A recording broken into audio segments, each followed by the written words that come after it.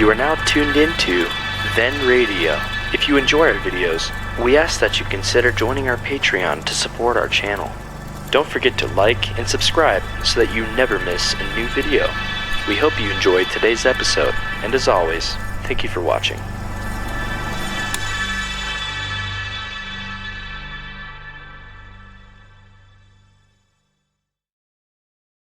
This episode from the life of Sherlock Holmes will be transmitted to our men and women overseas by shortwave and through the worldwide facilities of the Armed Forces Radio Service.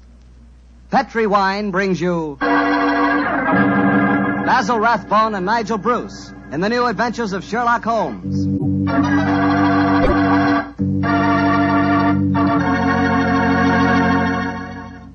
The Petri family, the family that took time to bring you good wine, invite you to listen to Dr. Watson tell us another exciting adventure he shared with his old friend, that master detective, Sherlock Holmes. So let's settle back comfortably and listen. And while you're getting settled, I'd like to know if you like seafood. And by seafood, I mean everything from broiled lobster to fried halibut. Because if you like seafood, any seafood, you'll love it together with Petri California Sauterne. Fish and Petri Sauterne were made for each other. No kidding. Boy, I'll never in my life forget a broiled brook trout on the plate in front of me and a glass of well-chilled Petri Sauterne right next to it. That fish and that Sauterne. Petri Sauterne has a pale golden color that's really good to look at. And as for taste, well, that Petri flavor is really something. Take my word for it and try it, won't you? Oh, and I'll tell you something else. Try that Petri Sauterne with chicken sometime. Look, I better stop before I get hungry all over again, but just remember this. The best friend a good meal ever had is a glass of Petri wine.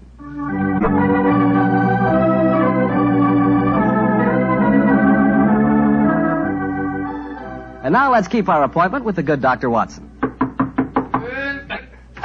Good evening, Doctor. Good evening, Mr. Bartell. Come over here and join me by the fire. I didn't think it was cold enough for a fire tonight, Doctor. Oh, I suppose it isn't really, but there was one late, so I just couldn't resist putting a match to it. Fire's a good accompaniment to storytelling anyway. Yes, my boy, a fire and a glass of port. Care to join me in one? Thanks, Doctor. So, you're going to tell us a sea story tonight? Yes, Mr. Bartell. The whole adventure took place aboard a small steamer as it plowed through the stormy seas of the Indian Ocean. Here's your glass, my boy. Thanks. And what were you and the great Sherlock Holmes doing on the Indian Ocean, may I ask? We're on our way to Calcutta to solve the case of the vanishing elephant of Parbutipur. Oh, yes, the story you told us a few weeks ago. That's quite right, my boy. It's in the summer of 1894 that we left Liverpool aboard the steamship Lucifer. It wasn't a large ship, and as both the Mediterranean and the Red Sea proved somewhat, shall we say, unfriendly, I may tell you the first part of the voyage was quite unpleasant. In fact, until we left Aden, I'd spent most of the time in my cabin. I'm not much of a sailor, you know. However, as we headed eastward towards Colombo, the weather cleared up a bit, and I came on deck and joined home. I remember on the second night out of Aden, we paced the decks together. The stars above us twinkled, the promise of a bright tomorrow. And the faint tinkle of a piano being played in the passenger lounge formed a perfect setting for an evening stroll. And it seems like yesterday that Holmes said... Watson, it's good to see you on your feet again. Yes, it's good to be on 'em, Holmes.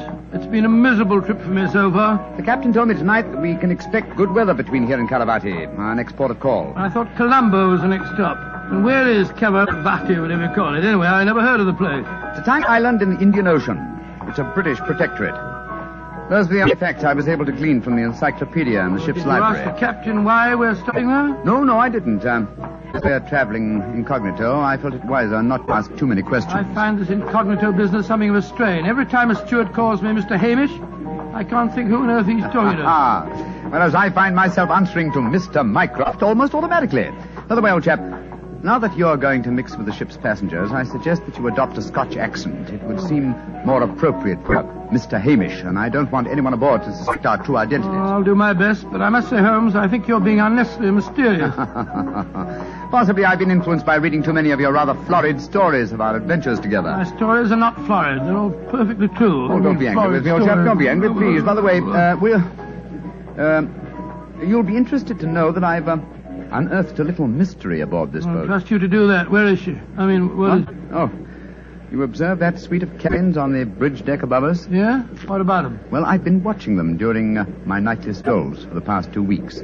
The suite is occupied and the blinds are never raised. And I've never seen meals taken in there. I presume, therefore, that it must contain a private galley and a cook. I don't see anything mysterious about that. It's probably occupied by some wealthy invalid. Oh, possibly.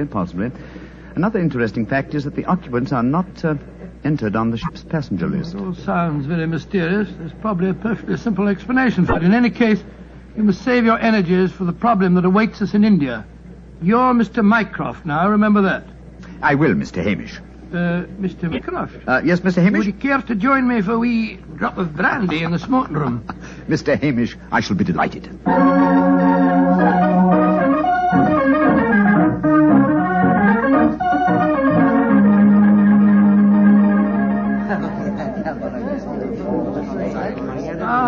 This is excellent brandy. Excellent. Watson, you notice that rather garrulous gentleman over there in the corner?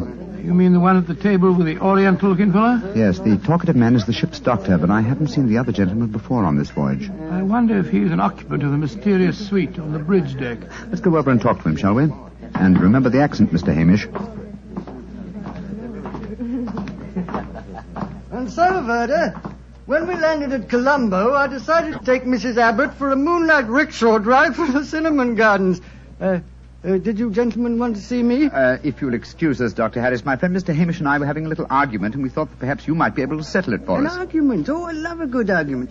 Sit down, gentlemen. This is Mr. Verda. How do you do, gentlemen? Good evening, sir. My name is Hamish, and this is my friend, Mr. Mycroft. I'm so happy to meet you, gentlemen. Now, how do you know, Mr. Now, gentlemen, tell me what you're arguing about. Well, I love Doctor, a good argument. You see, it wasn't exactly an argument. My friend Mr. Hamish insists that the Suez Canal was built by a Dutchman in 1870. I'm convinced that it was built by Lesseps, a Frenchman, in 1869. We thought you'd know. You flatter me. I'm only a ship's doctor, not an historian. Ask Verdi. He probably knows. Can you settle the question for us, sir? I can, my Mr. Mycroft. You're almost correct. The canal was opened in 1869.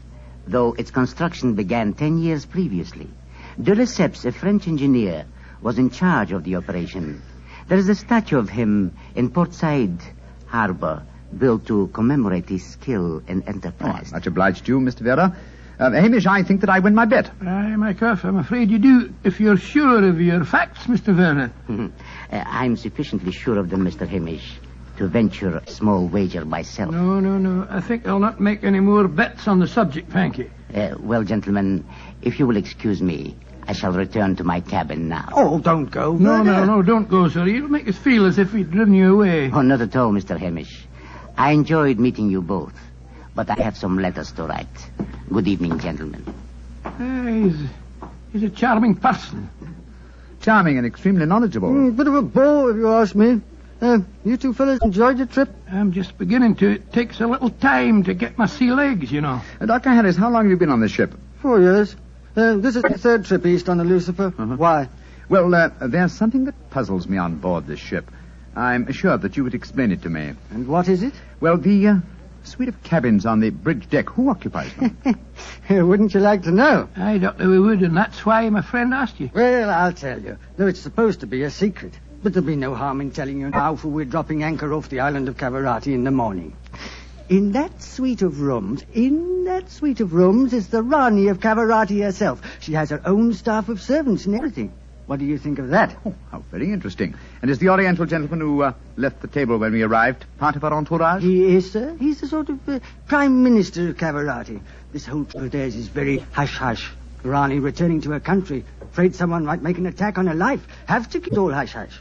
Cavarati is an island that's had a lot of trouble. You seem to be remarkably well informed about the place, sir. Yeah, I should be. I used to practice there in my younger days. Well, really, how very interesting. Yes, I could tell you strange tales about the island. I remember... Oh, hello.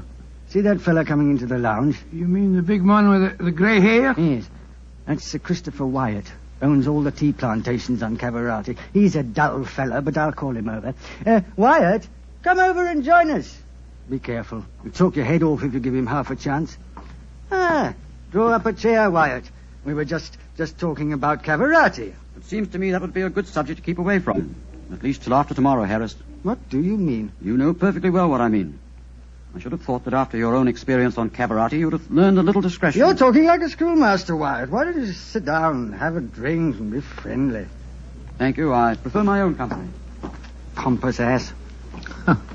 You and Sir Christopher don't seem on the best of terms, Doctor. I know too much about him. He's afraid of me. That's what he is. Look at this girl coming into the room. Great Scott, she's good looking. Judging by our oriental costume, she must be a member of the Rani's retinue. She's coming to our table. Yes, my dear. What is it? Which of you gentlemen is Mr. Mycroft, please? I am. My mistress sends her compliments and asks that you will call on her in her suite. And who is your mistress, may I ask? Her Highness, the Rani of Cavarati. Oh, I shall be delighted. Please tell the Rani that I shall pay my respects without delay. We will join her in a few minutes. Very well, Mr. Mycroft.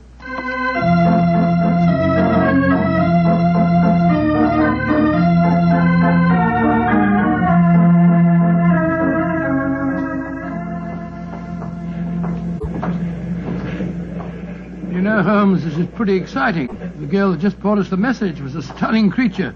Imagine what the Rani herself must be like. Oh, what an incurable you are, Watson. I suppose you picture the Rani clad in oriental splendor, reclining like an odalisque on silken cushions. No, there's no need to make fun of me, old fella.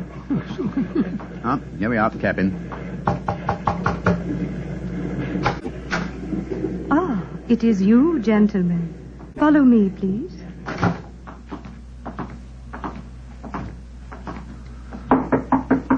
Come in. Her Highness, the Rani of Cavarati. All right, Regina, you can off it. Yes, Your Highness. Well, me lads, don't look so startled. Come in and sit down. Your Highness, What's the matter? Don't I fit into your picture of a Rani? What did you expect? A slant-eyed beauty with a veil and big hips? Well, I've got the big hips, all right. Your Highness... never mind, Your Highness. Sit yourselves down and talk free and easy like. I may as well begin by telling you that I know who you both are. Mr. Sherlock Holmes and Dr. Watson. Dear me. Oh, I've seen you in the good old days in London, you know. May I ask if our visit is purely a social one, or are you in need of professional advice? Oh, a little of both, Mr. Holmes, a little of both. And we'll start off with being social. Bruma. Mem Sahib. Champagne. Botachi, Mem Sahib. If you'll pardon my asking you, madam, but I've never seen you before, somewhere. Oh, that's a question I always haven't answered. Yes, you probably have, Dr. Watson. You see, I was in the chorus at Daly's Theatre in London for quite a few years, until the Raja of Cavarati decided I'd look better on his island than I did in front of the footlights. Your husband, the Raja, is dead, isn't he? Yes, he was killed playing polo. Champagne, Mem Sahib. Colo. Champagne Pinistecta. Acha. He doesn't speak English, so I'll get along with telling you my troubles. Mr. Holmes, somebody's trying to kill me. Kill you? Good Scott. May I ask what reason you have for saying that, madam? You may, Mr. Holmes. Before I left England, I had threatening letters warning me that if I ever went back to Cavarati, I'd never get to the island alive. I got another letter in Port Said that said the same thing. You kept these letters, I trust? No, I didn't. I tore them up. I never did pay any attention to letters that weren't signed. Well, that's a great pity, madam. Those letters might have been invaluable. Well, it's too late to think about that now, Dr. Watson. Here's what's on my mind. I land at Cavarati in the morning, and if anyone's up to a bit of no good, tonight's their last chance. You destroyed the threatening letters, madam, thereby indicating that you did not believe in the threats, and yet you now appear to feel that you are in danger. I wonder what made you change your mind. The Ace of Spades. Yes? I don't understand you, madam. In the last 2 days, every time I tell my fortune, I get the Ace of Spades. Now, you know what that means. Death. Oh, come now, madam. If you'll pardon my saying so, that's a very childish superstition. Well, the cards have never lied to me yet. Oh, you can laugh at it if you like, but I know. Well, do you mind if I ask you a few questions? Anything you like, Mr. Holmes, fire away. How long is it since you were in Cavarati? About 18 months. We were in England when my husband died, and I couldn't face the idea of going to that island alone. In 3 months ago, Verda... Oh, he's the chief minister of Cavarati. Yes, madam. We met him for a moment in the lounge. Not long ago. Verda came over to England to persuade me it was my duty as the Rani to go back. I see. As far as you know, have you any enemies among the passengers on board the ship? Oh, that's an odd one to answer, Mr. Holmes. But I can tell you right here in my suite there's someone who doesn't like me. That girl Raduna, the one that brought you my message. She was in love with the Raja herself. I know she hates me, even though she did stay in England after my husband died. How about Ferda, your minister? Oh, he's all right. My husband thought the world of him, and he's been wonderful to me. He came from Cavarati recently, you say, to persuade you to return there. That's right, Mr. Holmes. Well, Frumer seems to be all right after drinking that champagne, so it'll be safe for us to have some now. Champagne unlocked the door? Botache, Mem Sahib. Oh, I've been burning with curiosity to know why you gave him a glass of champagne a few minutes ago, and yet we didn't have any. Well, surely that's obvious, Watson. Frumer is the official poison taster, isn't he, madam? That's right, Mr. Holmes. He tastes everything I eat or drink before I do. If it doesn't affect him, then I know it's safe. Berta brought him over to England when he came to fetch me. On the island of Cavarati, poisoning's quite an hobby, you know. There were 2 people in the smoking room tonight who seem to know quite a lot about your island. The ship's doctor, a rather garrulous gentleman by the name of Harris, and Sir Christopher Wyatt, who owns tea plantations on the island. Do you know either of them, madam? I should say I do, both of them. Dr. Harris isn't any good. He was on the island for a bit, but got into some kind of trouble, and my husband had him thrown out. And how about Sir Christopher Wyatt? Oh, Chris is all right. I saw quite a bit of him in London after my husband's death. As a matter of fact, well, if I weren't going back to Cavarati, I don't think he'd be on the boat at all. He hasn't been there for over 5 years, ever since he had a row with my husband over the wages he paid the native labor. It seemed to me that several people aboard this boat have a personal interest in the island of Cavarati. Interests that might be influenced by your death. Yes, just what I was going to say, madam. I think we should keep an eye on you. Oh, that's just what I was hoping you'd say, Doctor. You see, I'm giving a bit of a supper party tonight. All the people we've been talking about have been invited. And I thought if you two were to be here, perhaps you'd be on the lookout for any funny business. How about it? Well, of course we'll come, won't we, Holmes? I think it might be a good idea, though I would suggest that we retain our incognitos as Mr. Hamish and Mr. Mycroft. Whatever you say, Mr. Holmes. And now, let's have that champagne.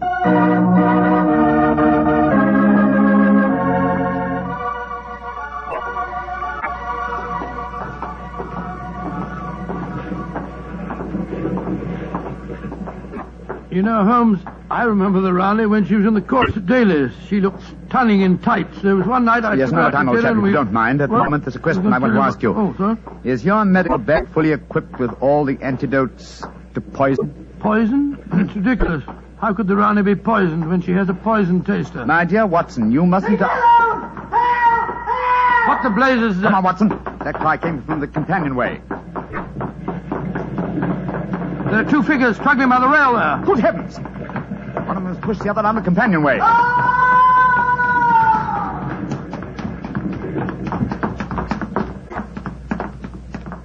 Good Lord.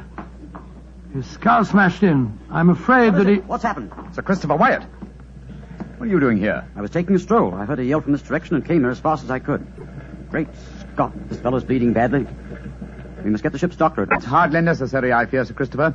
What do you mean? In the first place, this man is dead. In the second place, he is the ship's doctor.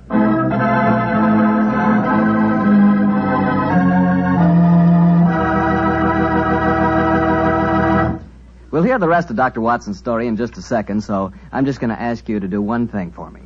Well, I should say for yourself.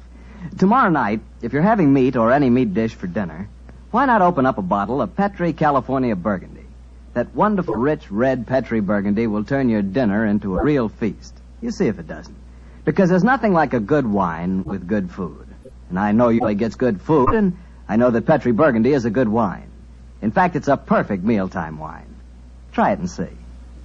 And now, Dr. Watson, tell us what happened next. You said you found the ship's doctor dead at the foot of the companionway? Yes, Mr. Bartell. His neck had been broken instantly. Imagine there was a good deal of excitement aboard. No, my boy, as a matter of fact, there wasn't. We managed to get the body back to its cabin without attracting attention.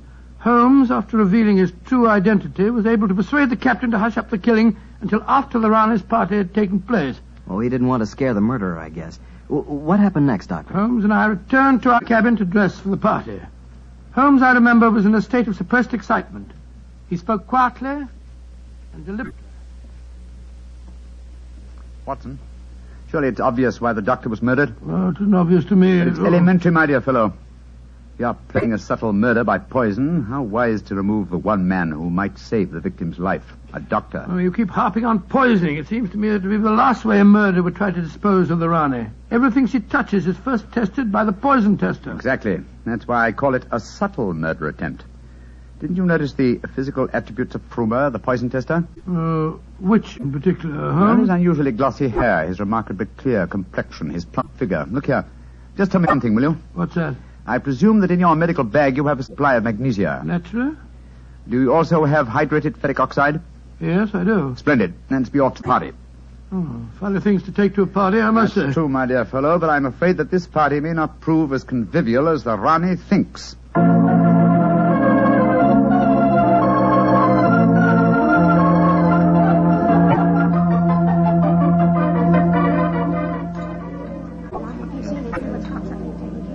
Holmes, it's nearly 1 a.m.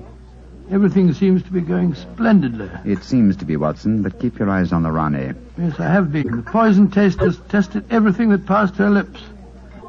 We don't Doris to use a Christopher. You having a good time? Yes, indeed, thank you, Mr. Hamish. How about you, Mr. Mycroft? Oh, the Rani's a perfect hostess. Who could help having a good time? I don't think that girl Regina should be here, though. I don't want to be pompous, but after all, she's only a glorified servant. Possibly the laws of etiquette are not so strict in Cavarati as they are in London, Sir Christopher. Oh, perhaps you're right. But I don't trust the girl. Something shifty about her. I've told the Rani more than once. Oh, well, I suppose it's none of my business. I think I'll try and persuade the Rani to sing us one of her old songs. Yeah. He doesn't trust Raduna, and I don't trust him. I don't think it was an accident that we found him near the body of Dr. Harris. Shh. Here comes Vera. I trust you gentlemen are enjoying yourselves. Very much, Mr. Vera, thank you. I imagine you must be excited at the prospect of returning to Caravati. I am, Mr. Mycroft. Though I only left it 3 months ago, it has seemed more like 3 years. Do you ken what time we'll arrive there? I am told that we shall be there in 5 hours, Mr. Hamish. Oh, look. The Rani's at the piano. She must be going to give us a tune. Yes. Let's move a little closer, shall we? Chris here has asked me to sing something. Well, my voice isn't what it used to be, and don't I know it. But me spirit's the same, and that's enough to put a number over. So, hold tight, boys. Here we go.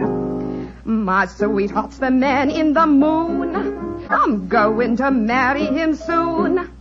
'Twould fill me with bliss just to give him one kiss, but I know that a dozen I never would miss.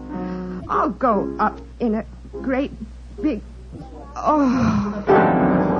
Great Scott, she... Quick, Watson, your medical bag. I'll lock the doors. Right, go, Holmes. Bring some water, please. Help me. Oh, please, help me. What is the matter? Don't be frightened, madam. I'll take care of you. Thirsty. Give me water. Oh, such pain. All the symptoms of arsenic poisoning. Now I know why Holmes asked me if I had any magnesia, ferric oxide. Do something for me, Doctor. I'm dying.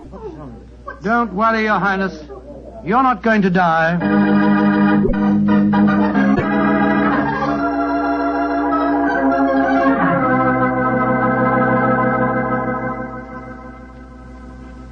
She's going to live, Holmes.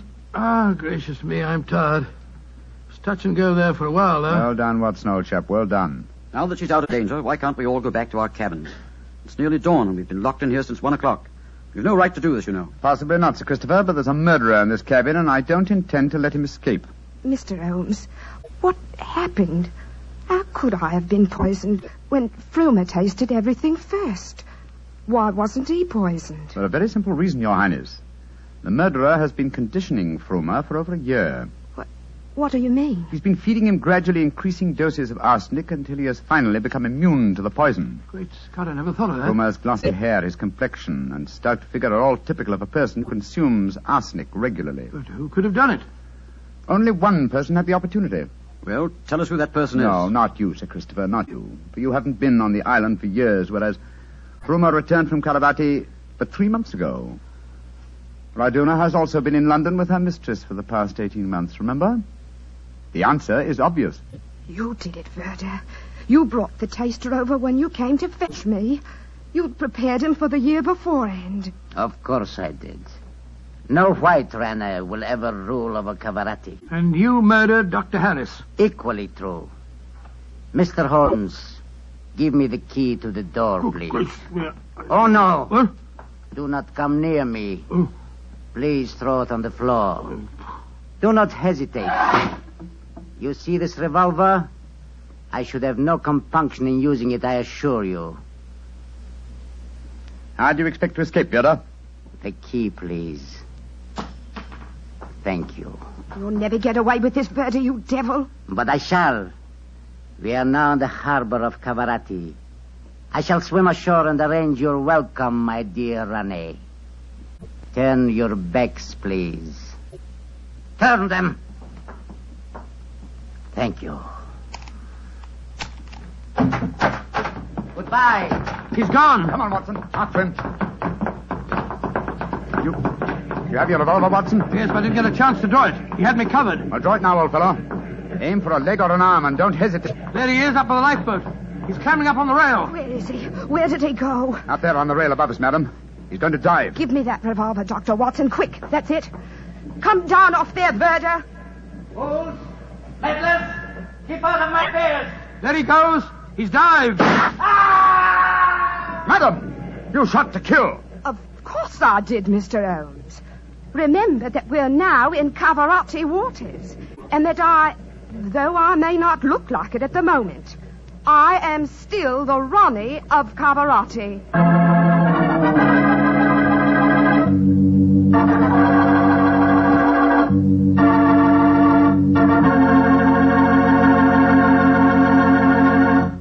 Say, that was a swell story, Doctor. It had a lot of color and quite a bit of action. Color and a bit of action. Well, I'm glad you liked it, my boy. Oh, I did. Say, that's not a bad idea. I mean, having someone taste everything before you eat it. Oh, it's a very old idea. Very old. Very common, too, years ago. You know the kind of job I'd like? No? What's that? I'd like to be the official taster for the Petrie family. Boy, just think of all the Petrie wine I'd get to taste. Petrie to the right of me, Petrie to the left of me. What a life. What wine? Yeah, I wouldn't mind having that job myself. You said it. The Petrie family, really knows how to make good wine. They've been making wine for generations. And because they've always owned and operated their own business ever since it was started way back in the 1800s, well, the Petrie family has sure piled up plenty of skill and experience. Yes, they've been handing down in the family from father to son, the fine art of turning luscious grapes into delicious wine.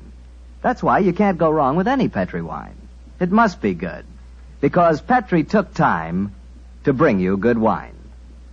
Well, Doctor, what new story do you have lined up for us next week? Next week, Mr. Bartell, I'm going to tell you an adventure that Sherlock Holmes and I had many years ago. It concerns a series of bonfires, an underground cellar full of gunpowder, and a strange death on the rooftops of London.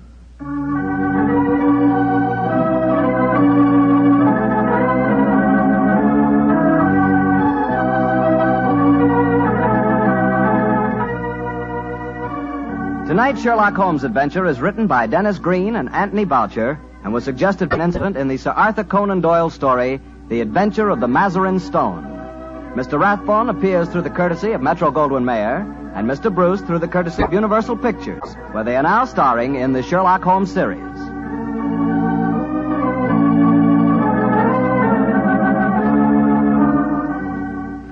The Petrie Wine Company of San Francisco, California, invites you to tune in again next week, same time, same station. This is Harry Bartell saying goodnight for the Petrie family. Sherlock Holmes comes to you from our Hollywood studio.